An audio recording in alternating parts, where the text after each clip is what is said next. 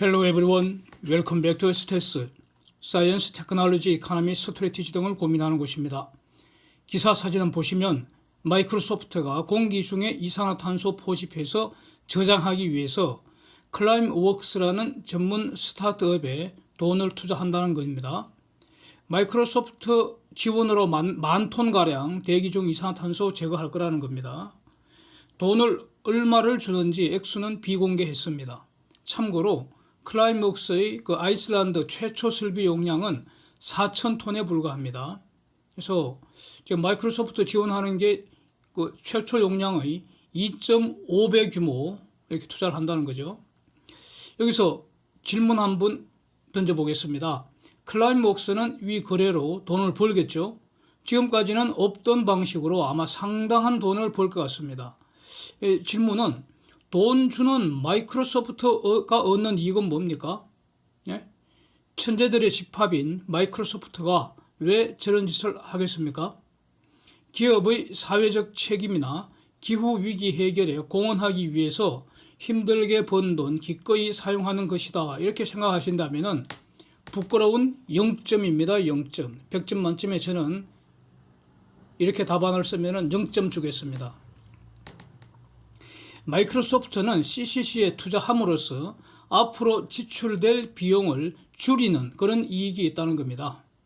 탄소 배출권을 포함해서 광의의 탄소세 또는 기후 환경세 이런 걸 다 통합해서 탄소세라는 이름으로 간단하게 이름 갖다 붙이고요.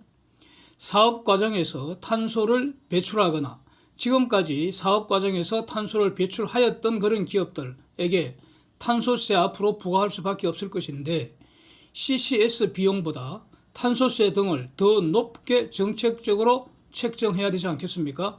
그래서 이 부분 뒤에서 한 번 더 보겠습니다. 그래서 기업 입장에서는 CCS에 투자하는 것이 탄소세 내는 것보다 더 이익이라는 겁니다. 그래서 마이크로소프트는 저런 짓을 하는 겁니다. 모든 기업이 아니고 일정 규모 이상의 글로벌 대기업에게 우선 해당될 거라고 봅니다. 그러면 이제 기업들은 탄소세를 소비자에게 전가할 거 아닙니까? 그래서 재화를 소비하는 최종 소비자가 그 재화의 탄소 발자국에 상당하는 탄소세를 궁극적으로 부담하게 된다는 겁니다. 기업들은 가격 경쟁을 해야 하기 때문에 기후전쟁 비용을 극소화하는 전략이 절실한 것이고, 그래서 마이크로소프트 천재들이 위와 같은 그런 거래를 생각을 해낸 것이라고 이렇게 정리를 하겠습니다. 마이크로소프트는 2030년까지 탄소 네거티브, 즉 가령 2030년 경영활동 위에서 배출한 탄소보다도 포집한 탄소 더 많게 하겠다는 겁니다. 이게 탄소 네거티브라고 제가 이렇게 정리를 하겠습니다. 2050년까지 자신들이 창업하고 나서 배출한 모든 탄소 모조리 포집하겠다는 겁니다. 이거 정말 대단한 것 같습니다. 이거는 정말 이런 걸 보면 위대한 마이크로소프트 이렇게 말할 수 있을 것 같습니다. 자기들이 돈 버는 과정에서 쌓아놓은 모든 똥을 자기들이 다 치우겠다는 거 아닙니까?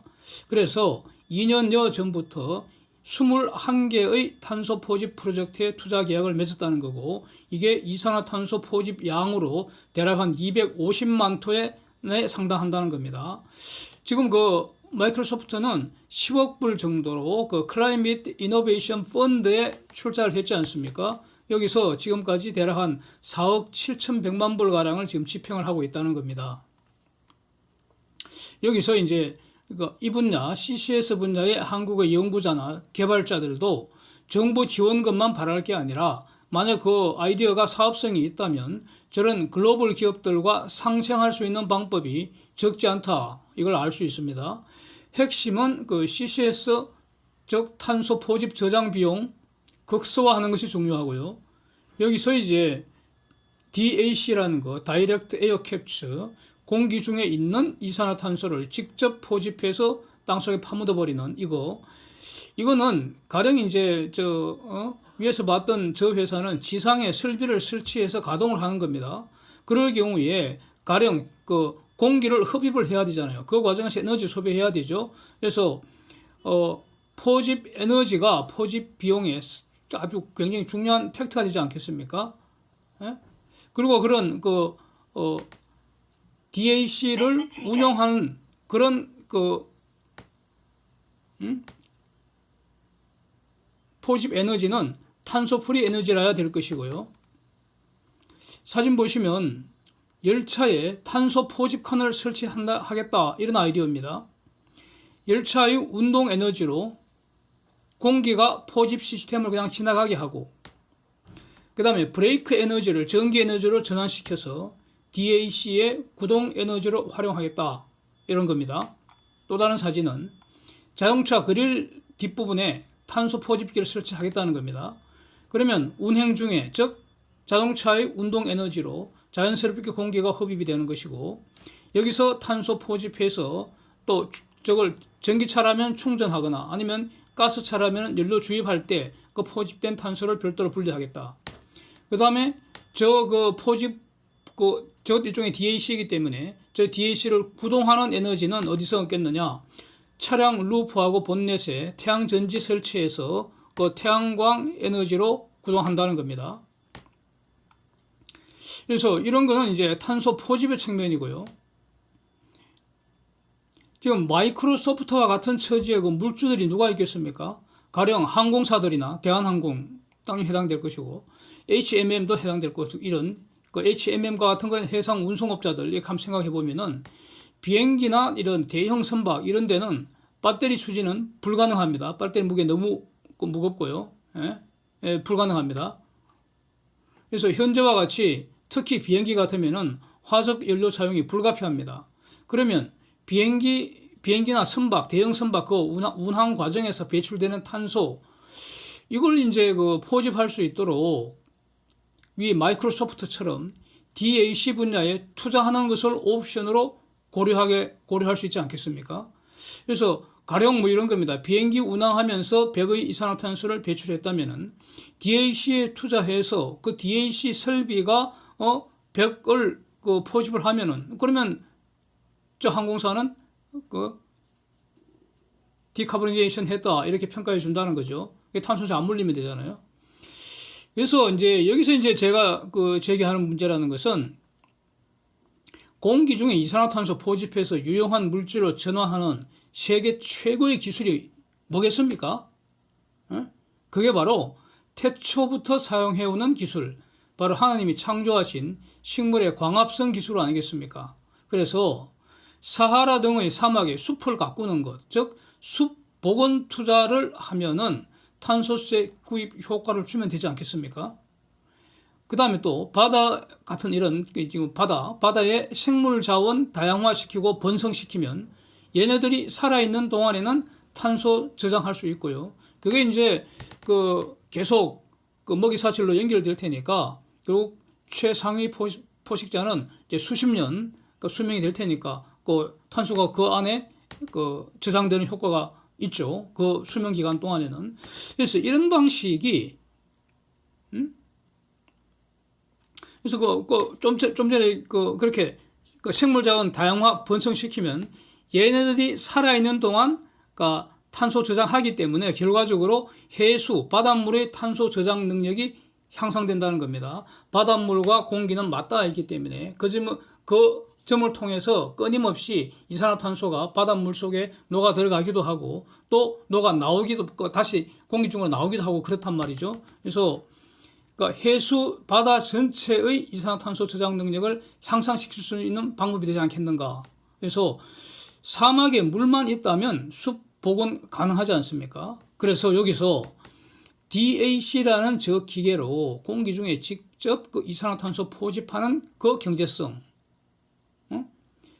DAC 설치해서 운영하는 그 돈을 사막 해변에 해수 담수화 시설 하나 만들어서, 그래서 이제 물 만들 수 있으니까, 그러면 사막 해변에서부터 점차로 숲을 계속 갖고 나가서 일정한 사막을 산림으로 만들어서, 그래서 이산화탄소 포집하는 그 경제성, 이걸 상호 비교를 해서 판단하지 않을까. DAC 경제성이나 효율보다는 사막의 숲과 산림을 복원하여 이산화탄소 포집하게 하는 것이 이게 더 효율적이고 돈도 장기적으로 덜 들 것 같고 지속 가능하고 인간과 환경 모두에게 비교할 수 없는 그런 유익을 주지 않을까, 저는 이런 의견입니다. 예. 그래서 이제 처음에 봤던 그 탄소세하고 CCS 비용과의 관계 좀 더 한번 자세히 보면은, 가령 포스코 또는 한전의 여러 그 화력발전 자회사를 생각해 보면은, 얘네들이 선택할 수 있는 옵션이라는 것은 탄소세 지불하고 지금처럼 이산화탄소 계속 배출하는 옵션 1을 생각할 수 있습니다. 그 다음에는 자신들이 계속 싸는 똥, 즉 이산화탄소죠. 이걸 직접 포집하는 옵션 2가 있고요. 그 다음에 자기들이 이 옵션 2를 통해서 포집한 이산화탄소를 직접 그 배로 싣고 액화시키고 배로 싣고 가서 매립하는 옵션 3 이렇게 생각할 수 있습니다. 그러면 포스코나 이런 발전 자회사, 화력발전 자회사 등은 탄소 포집 저장 비용, 이거는 옵션 1 플러스 옵션 2가 되겠죠. CCS 비용. 요거하고 탄소세를 비교해서 이제 결정을 하게 될 텐데, 앞으로 탄소 규제 본격화되면은 결국 이거는 시장 원리에 따라서 탄소세하고 CCS 비용을 결정할 테니까, 즉 CCS 비용을 고려해서 탄소세를 결정할 테니까 어떤 방식으로 탄소세가 결정될 것인가, 장기 균형점에서는 탄소세 이퀄 CCS 비용 플러스 그 CCS 업자의 적정 이윤을 보장해주는 거, 이렇게 될 것이라는 겁니다. 이게 논리적 기결입니다. 탄소세 이퀄 CCS 비용 플러스 적정 이윤, 이렇게 된다는 겁니다. 이 적정 이윤은 CCS 운영업체의 이익이 되는 거죠. 그래서 결론적으로 포스코나 이 화력발전 자회사 등은 자신들이 직접 포집하고 저장하는 것이 일단 유리합니다. 탄소세 지불하는 옵션 1은 멍청한 것이기 때문에 기각된다는 겁니다.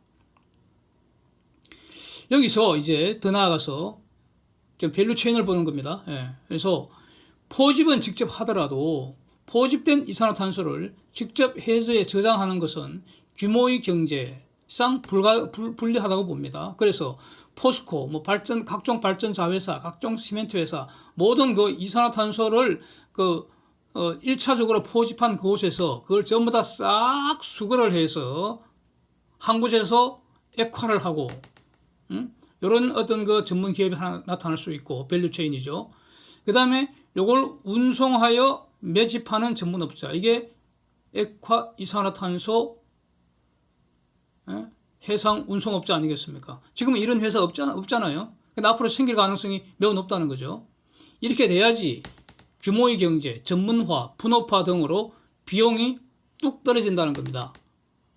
그래서 지금 포스코나 이건 위에서 봤던 거는 여러 가지 화력발전소들이 각자 직접 운송해서 매립하는 그것보다는 액화 이산화탄소 전문 해상 운송업자가 등장해서 걔네들한테 맡기는 게 훨씬 더 저렴하다는 겁니다. 그래서 이게 바로 새로운 글로벌 전문 해운업 탄생하는 거 아니냐, 이렇게 추론할 수 있겠다 이런 겁니다. 기존의 천연가스 운반선 shipping 전문 기업이 있죠. LNG 용선업자도 있을 것이고, LNGC 용선업자도 있을 것이고. 근데 여기 지금 천연가스 운반선이 문제는 가스를 싣고 가서 배달을 다 해주고 돌아올 때는 빈배가 되지 않습니까? 빈배가 되면 무게중심이 위로 올라가기 때문에 무게중심을 다시 낮춰주기 위해서는 물을 싣고 온다는 거죠. 그게 평형수 아닙니까? 물을 채워서 이제 운항을 하는데, 만약에 오는 길에 평형수 대신에 액화 이산화탄소를 가져올 수 있는지. 왜냐하면은 이 천연가스를 가스전에서 한국으로 배달해 주는 것이고, 한국에서 사용하고 남은 거 다시 이제 포집한 가스를 사용하고 포집한 액화 이산화탄소를 다시 싣고 와서 그 가스전에 배달해 주는 것. 이렇게 되면은 빈배로 올 일이 없잖아요. 그래서 앞으로 액화 천연가스와 액화 이산화탄소를 동시에 운송하는 이런 선박이 앞으로 나오지 않을까 하는 점도 이제 추론이 가능한 것 같고요. 그래서 이런 SK해운이나 펜오션이나 HMM이나 이런 곳에서 이제 신규 사업으로 액화 이산화탄소 해상운송사업부 이런 걸 진행할 수도 있을 것이고, 아니면 전혀 새로운 기업이 이제 화려하게 등장해서 글로벌 액화 이산화탄소 전문업자로 성장할 기회도 있지 않겠는가, 뭐 이런 겁니다. 그래서 이제 사진 한번 보시면 말레이시아 페트로나스하고 한국의 삼성중공업 등 6개 회사, 그 다음에 일본 기업들이 각각 독립적으로 CCS 사업계획 지금 진행하고 있다, 뭐 관련되는 영상을 어제 봤지 않습니까? 지금 다른 기사인데, 다른 기사 뒷부분에 보면 한국의 포스코가 독자적으로 또 말레이시아 페트로나스하고 CCS 사업을 지금 논의하고 있다는 내용입니다. 예, 지금 글로벌 상당히 지금 무르익어가고 있는 것 같습니다. 그런데 여기서 위에서 봤던 것처럼 포스코가 자기 사업장에서 포집을 하는 것은 이건 맞는 것 같은데, 해상 운송까지 직접 하는 것은 저는 경제성이 낮을 것이다, 경쟁력이 떨어질 거다, 오히려 더 비싸게 될 거다, 이렇게 봅니다. 다만 포스코가 자기 것만 갖다 묻는 게 아니라 글로벌 해상 운송 전문 기업을 새로 하나 만들겠다, 그럴 작정이라면은, 그러면 저런 독자적 검토가 가능하겠죠. 그래서 앞으로 한번 두고 보겠습니다. 예. Thanks for watching. See you next.